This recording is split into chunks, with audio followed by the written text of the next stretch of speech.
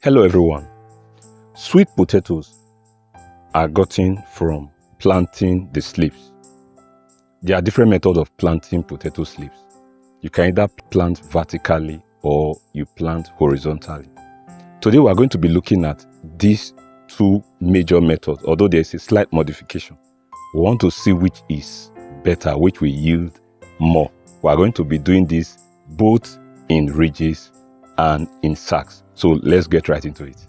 These are my potato slips that I have harvested, and the way to get this is very simple. You just plant, can plant a little tuber and it will generate a lot of vines. That's a very easy thing to do. All right, so what I'm going to do is this.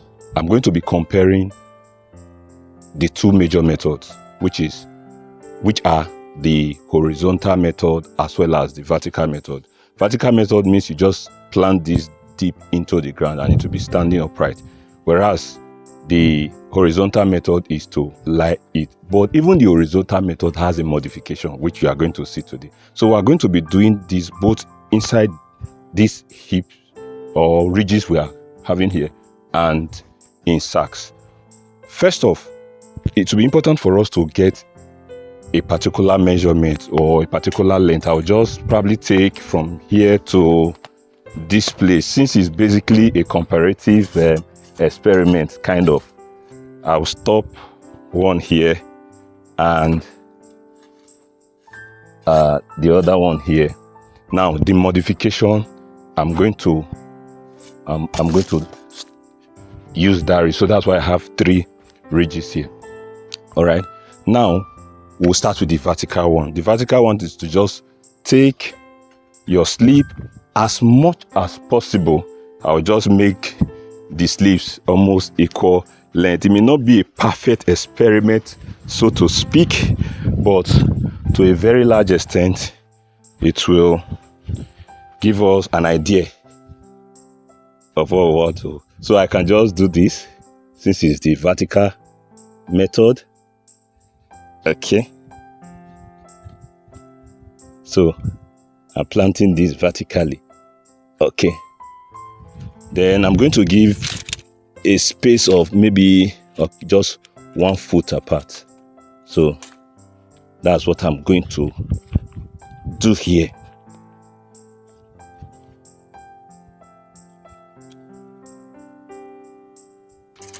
Guys, we have planted using the vertical method. In this first ridge, we've already done the planting. The next is to look at the horizontal method. We're going to plant the horizontal method in this very ridge. Then the third ridge will still be the horizontal method, but there will be a modification. Now, I'm still going to take the same measurement, 1 foot apart. So I'll just mark here. Next is here, here, and so on. Okay, now but let's look at the way we are going to plant. Now these are slips that I've already cut using the measurement of this particular this particular ridge. So the horizontal method is to plant, instead of putting it down, you lie it horizontal. So my instrument, this straw is very, very important. So I'll just put this in and cover. So this is the horizontal method. Now the next is to continue and planting like this. So I'm just using 1 foot apart, just like we did the other one, so that at least to a large extent we try as much as possible to remove bias or some form of confounding factors. That's what the researchers, they call it. So I'll continue to plant now until I get to the end of this ridge. We are going to start the third method now. Like I said, the third method is a modification of the second method. You know, this second method is horizontal, but we had gap in between. This third method is actually also the horizontal method, but there is no gap in between. But we are going to plant it slightly differently. Instead of taking it this way, we are going to just take it down. And so this is what we are going to do. We are going to plant it along the ridge, and we are going to do it in such a way that, since we are doing comparison among the three of them, so we are going to also take the same 1 foot rather. So if I'm going to do this, so I'll still take 1 foot and cover. So it's just 1 foot and it's coming out from the so here is where we got up to. So I'll start from here.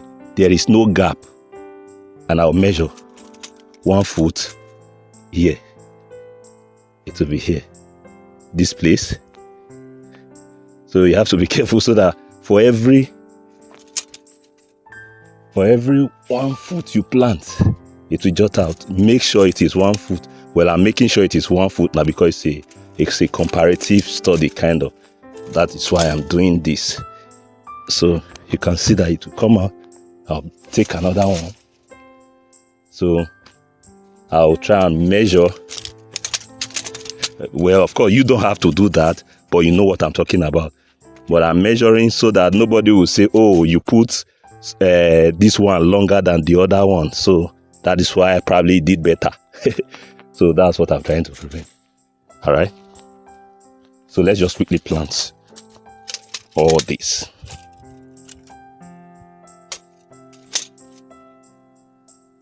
Until we get to the same length like the others. Okay guys, we are done planting here. We have done the 3 methods in our ridges.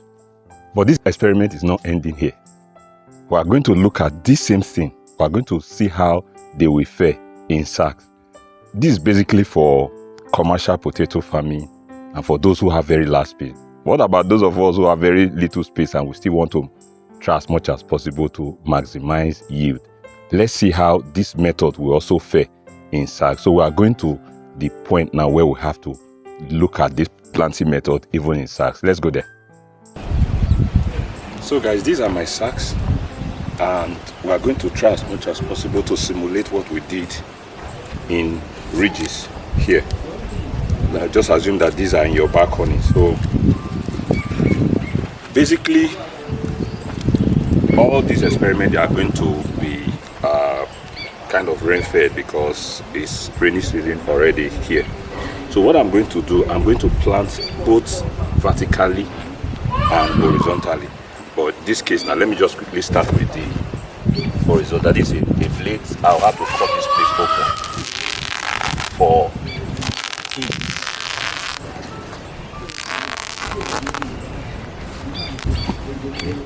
Now the reason why I'm doing this because I want to give room for more water to get in eventually. All right, but of course I can just be at my balcony and I'll get what I'm looking for. Now I'll just do my basic measurement. Now here is about 1 foot, another 1 foot, and of course, yes, so this will take up to about 4 vines for me. All right, now I'll get my trowel. So this is where my 1 foot will get up to. So I'll just put in here. I'm doing the third method now, where there is no gap, just like we did. So this one, same thing. You can remove the leaves. You can decide to let it stay. So here I have my vines planted. There's no gap in between. There's no gap, but I want to just make this one another another line. Okay, this is about a foot. That is it. Very easy. It's another vine. Okay, so I've planted using the horizontal method with no gap. This one is coming out here, from here to here is another one, then this one is coming out here, so we have about 4 here. All right, now I'm going to do the horizontal method here, but this will be the one with gap. This sack will be the one with gap. All right, I'm hoping.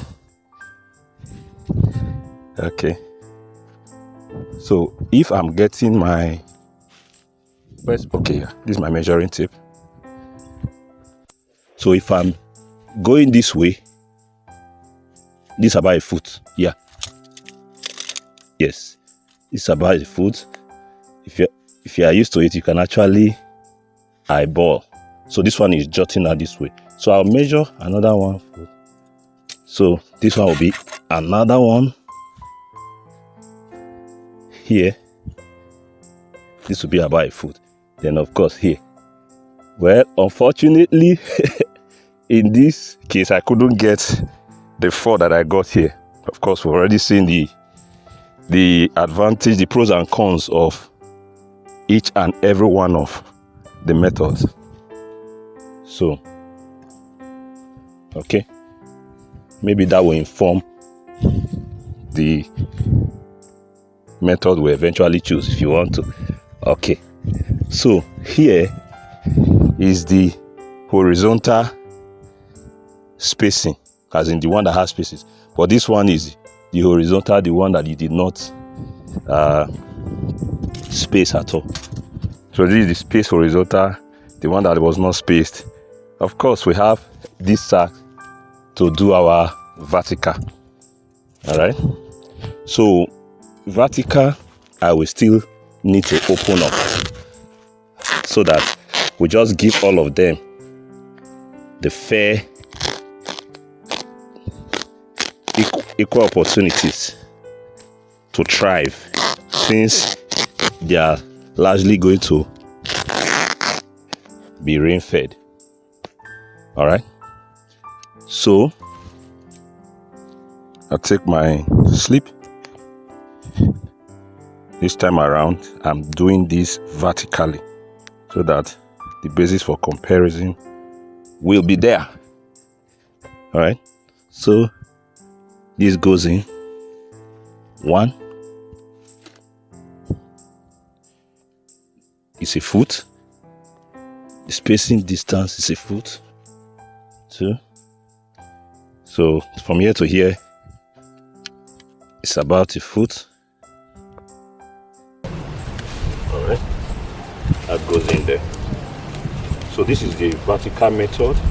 So at the end we are going to do some form of comparison in terms of yield. And again, don't forget that this is slightly different, because we're talking about sack here. All right, so the same sack now, as you can see, the same sack I'm getting to put up to about 6 vines here for the vertical, whereas I put just 4 vines here for the horizontal no spacing, then 3 vines for the horizontal spacing. We are going to actually look at the amount of potatoes, sweet potatoes, that will come out from each and every one of them. Now these ones are sacks that are lying down, but I still like one more method I want to show us. Let's go to that. All right guys, this is the last sack, but we're going to do something unique in this last sack. and that is we are going to do a combination of the vertical and the horizontal in this sack. Yes, you heard me right. So we're going to do the vertical plant, this vertical, all right, then also going to do the horizontal in one sack. Interesting. We'll see the outcome. So for me, I'm already excited, looking forward to the outcome. All right, I'm going to get my trowel. All right, I have my trowel now. So I'm going to, of course, this is about a foot. Cover. Then here. Okay, good, cover. Now here we have our vertical, our horizontal, no space, our horizontal spacing, vertical and horizontal. All these are in sacks that are lying down. Now this is the last part. This same thing that we have done here, we are also going to do in this sack standing upright. You might be wondering, why did I choose to do this in a sack that is standing upright? What I like about this particular sack is that it doesn't take as much space as these ones. But at the end of it all, we are going to compare yield, since they are all exposed to basically the same condition. All right, so what we are going to do is to also plant horizontally here as well as vertical, but this one you probably have to, there is something we have to do a little differently. We are going to poke these vines all around this sack horizontally, then we'll also now put some vertically. That will be the end. So how we are going to do this is simple. Some persons have instruments that they can just use to drive it in, but mine is a bit different. I don't have that instrument here now, but I have a way that I've devised. All right, so this one I'm going to poke it out, so you can see my vine is here. It has already gone in because the pipe has gone out. So it sounds interesting. So I can take up to about a foot of my vine in here. This is about a foot, yes. So I'm going to drive this vine in now. Okay, it comes out through the other side, it goes in. Then, of course, I adjust the vine. Yeah, that's good. Same thing. So I'm doing these ones horizontally. At the end, so this one can take as much vines as possible. Okay. I can also do that from this other side. So at the end, we are going to see the yield.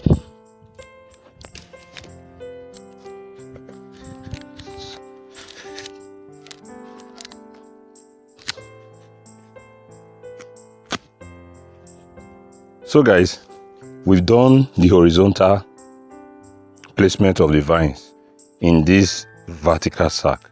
We have up to about 8, if not more, vines all around. But we are finally going to do this last part on this same, or in this same sack.